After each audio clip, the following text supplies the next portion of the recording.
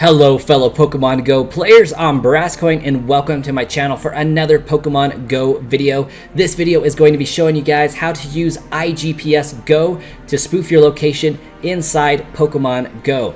iGPS Go is one of the safest programs you can use on your desktop or laptop PC to spoof your location inside Pokemon Go, because it doesn't just change your GPS location for Pokemon Go, it changes it at the phone level and makes your phone think that it's in that other location itself. So let's dive into it and show you guys where you can get this program and how you can install it and get it to work on your PC for spoofing on your mobile device. We're going to go ahead and click the link in the description below. That's going to take you directly to the iGPS Go website. For that, it is going to be itoolpaw.com/location-changer with another /.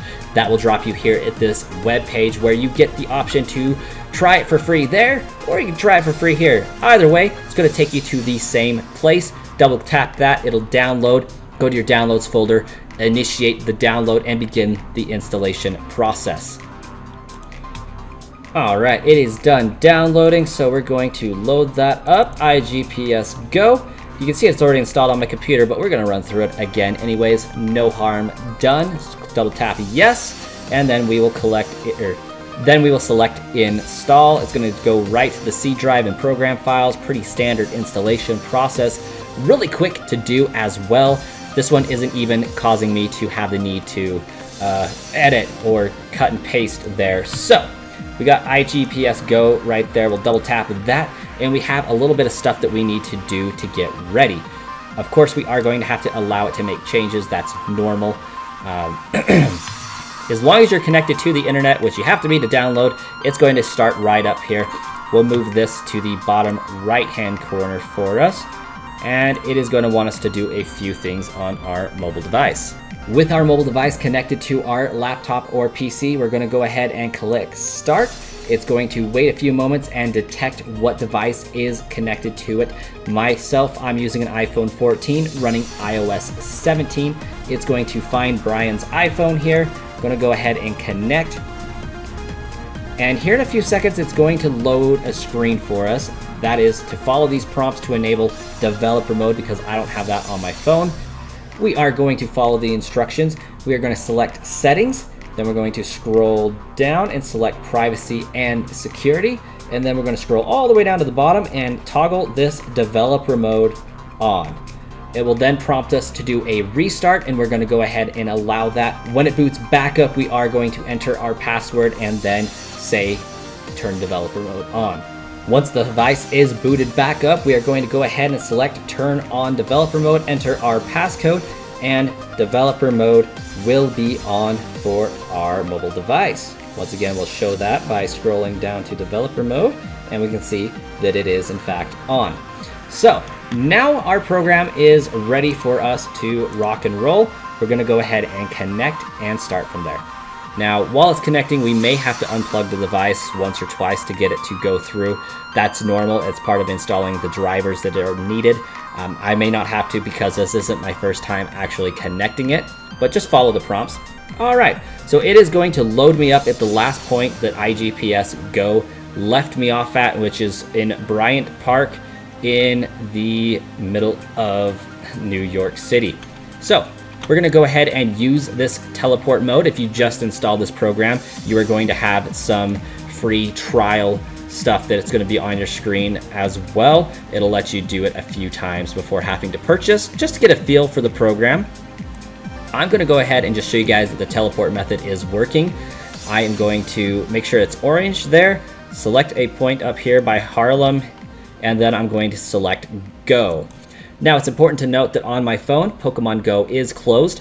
Always have Pokemon Go closed when you teleport your location so that it doesn't register that you're teleporting.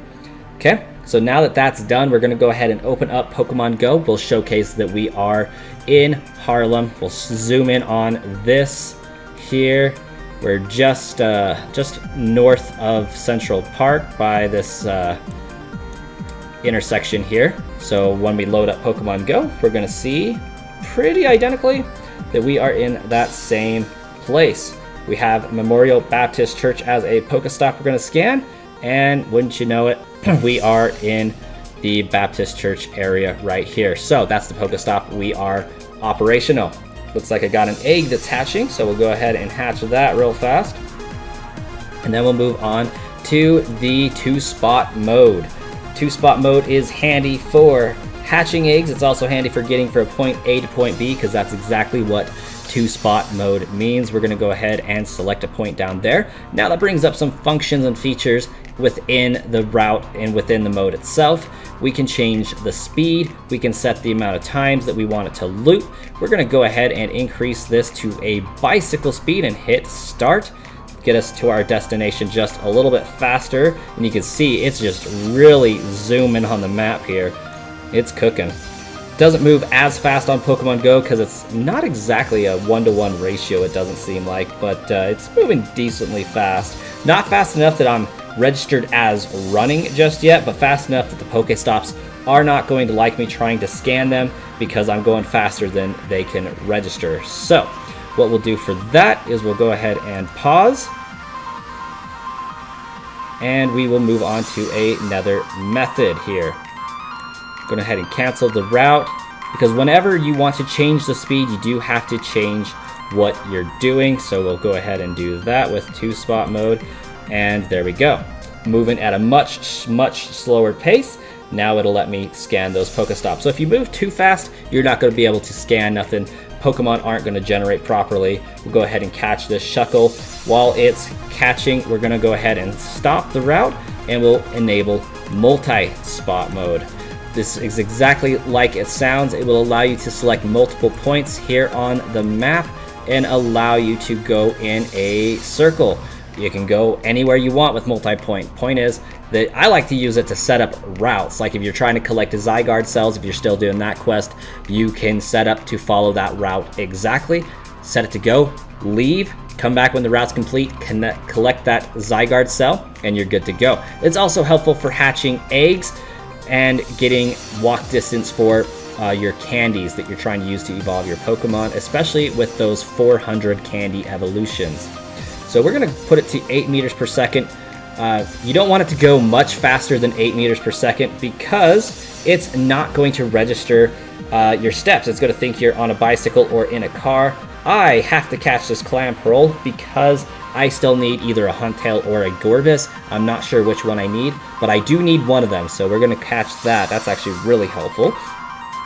While this walks across its route. And again, this is something that you could turn on, go to sleep. You could set the routes. I have it set at 16 times. You could set it to loop 99 times if you wanted to, and you could set it up to 100 kilometers or 1,000 kilometers even if you wanted to. Go to sleep, come back, have bukus of candy for you there. Hatch eggs, whatever you need to do that way. Similarly to this method here, we also have the joystick mode.